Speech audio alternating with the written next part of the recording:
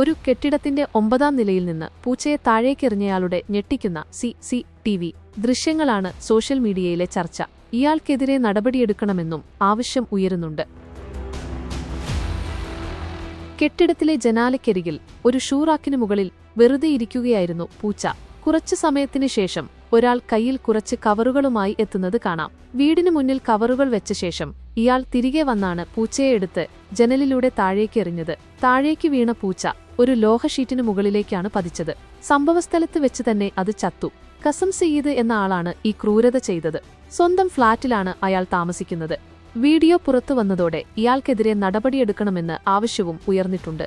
സ്ഥലം MLA ഉൾപ്പെടെയുള്ള ആളുകൾ ഇയാൾക്കെതിരെ രംഗത്ത് വന്നിട്ടുണ്ട്. പക്ഷേ ഇതിനെതിരെ ഇതുവരെ നിയമനടപടി സ്വീകരിച്ചതായി റിപ്പോർട്ടുകളില്ല. എന്തായാലും വീഡിയോ സോഷ്യൽ മീഡിയയിൽ വൈറലാണ്.